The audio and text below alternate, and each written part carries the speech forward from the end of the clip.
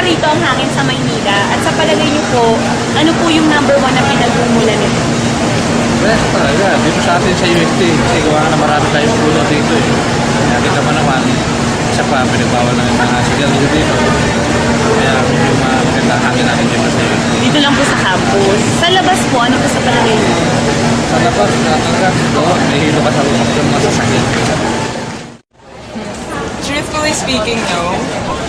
So ano sa palagay mo yung number one cause? Of course, air pollution from, yung mga cars, ang dami. Pwede pa po? Hindi pa po ba kayo na-bother dun sa mga usok? Hindi, na kasi daanan ng sasakyan nila, nakuha ng puso. Kaya ako. Hindi rin, depende kung nasan ka. Depende kung nasan ka. Dito sa Maynila, i-compare sa lugar namin, hindi. Taga-saan po kayo? Basilan. Sa tingin niyo po, ano yung dahilan kung ba't hindi na Pwedeng dahil sa marami ng sasakyan dito, sa pollution, lahat ng mga, nung araw nung nandito ako, marami pang trees, may lana, napakarami ng tao dito. Ano yung number one cause? Hindi. Hindi, bakit po pala? Mausap sa Manila, parang polluted yung ano. Ano po yung sa palagay niyo pinagmumulan, yung number one? Pinagmumulan ng pollution. Sa usok yata, sakit. Ano po yung number one sa palagay niyo naging sanhi?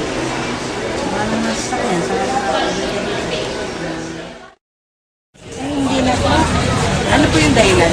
Kasi marami gas. Mga salorian. Tapos yung mga pabrika. Mga delgorder.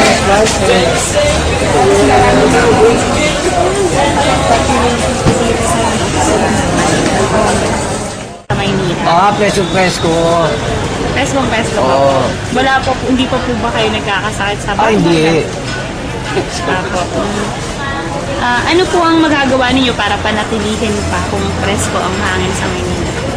Hindi kasi may halo din ng mga pollution dito sa Maynila. Dahil kasi yung usok, sigarilyo, mga pangbuso ng mga sasakyan.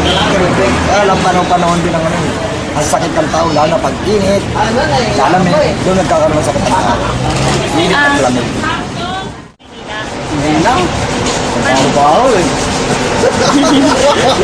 Bakit niya po nasabi? Pati tao, pollution na eh. Feeling of you eh, di ba? Pakita niyo po. Ano po sa palagay niyo?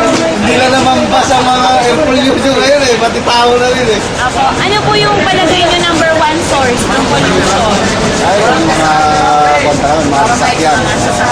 Yung mga wala nang maintenance ng sasakyan, hindi na pabayaan. Marami na sasakyan. Marami na sasakyan. Yung alam mo na, yung usok. Magiging presko yan. Kasi marami tayong puno, hindi na nila kayang mga daon. Kaya sarahin nyo.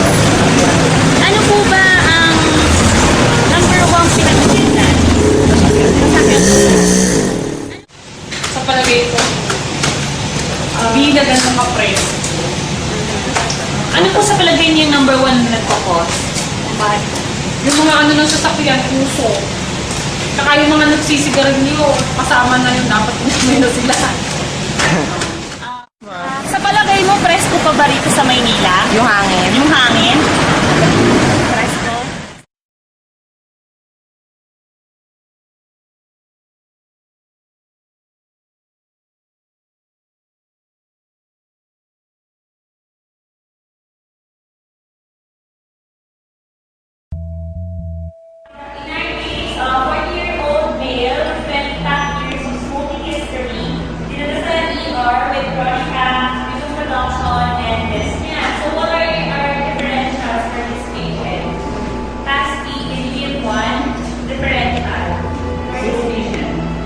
COPD, okay, and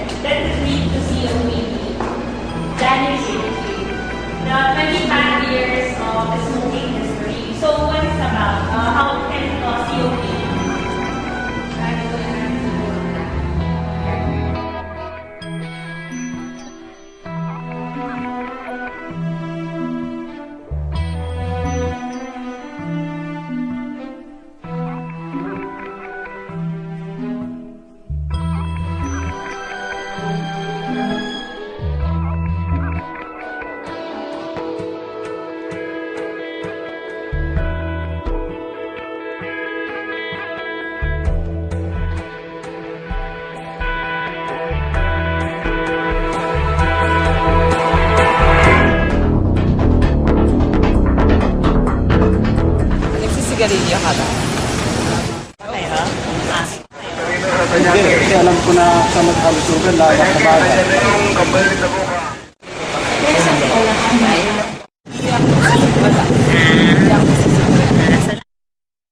Ay, hindi po. Hindi. Bakit hindi? Ano masama sa kalusugan niya? Anong reason mo? Ba't ka naninigarilyo? Yung una, wala, trip lang. Parang habit ko sa kahit di na gusto ko tumigil, parang hindi na ako makatigil sa akin. Sige, salamat. Nagsisigarilyo po ba kayo? Oo naman. Bakit po kayo nagsisigarilyo? Masarap ba eh. Tayo? Okay. Anong dahilan ng paninigarilyo? Matagal na po. Wala Gusto po ko nga siyang alisin yan. Malis niya. Okay. Mahirap. Bakit po sana gusto alisin? Ayaw ko naman yung parang gano'n. May nararamdaman na po ba Wala kayo? naman. Wala naman. Bago ko mayroong maramdaman, alam mo, wala na. Sige po. Pero dati mo yan. Ano po yung dahilan kung ba't kayo dati naninigarilyo? Saka ba't kayo tumigil? Wala nga, para, ayos ang pagkabot. Ba't po kayo tumigil?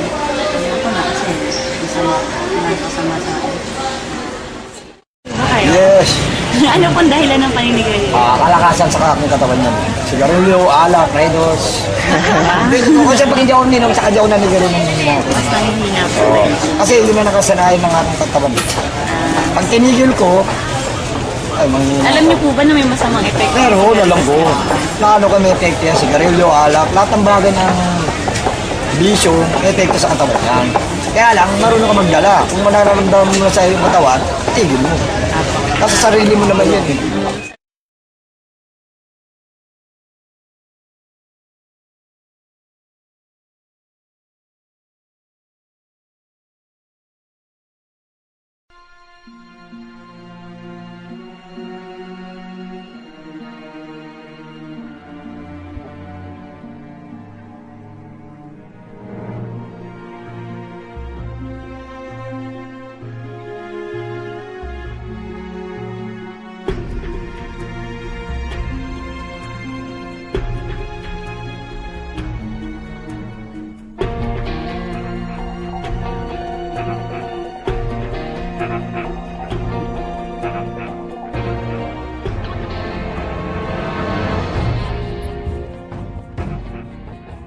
May batas para sa air pollution. Alam niyo po ba?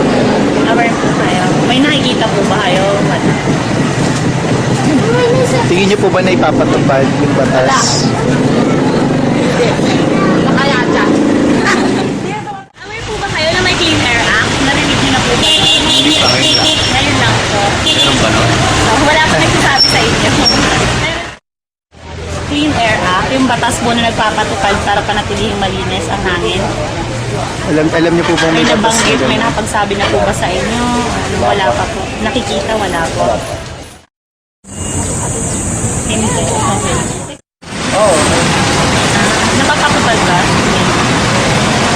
Minsan, hindi kasi hindi naman po lahat eh. Kumbaga, sa laki pa naman ng ng Metro Manila, hindi agad-agad naman na ano yun.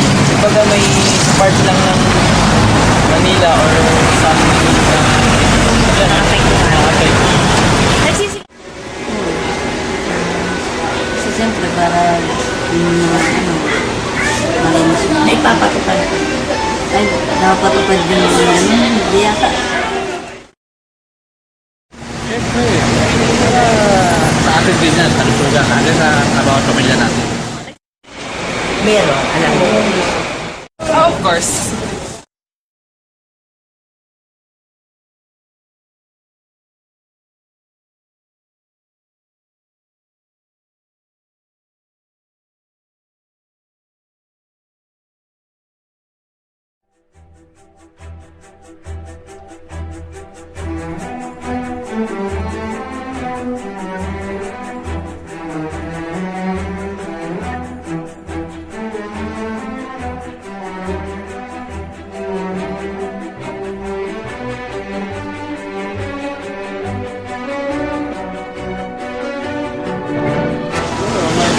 namin dyan, nakasakyan sila, may difference sa sakyan. Para hindi ka nagayahin ng iba pa. Pwede mag-ingat tayo sa pagtapon ng mga basura. Siguro, isa na sa ano contribute ko, instead of bringing a car every day and going to school, I just commute. At least, may kasama na lang ako sa mga, sa mga nandun na talaga. Hindi na ako dadagdag sa airport.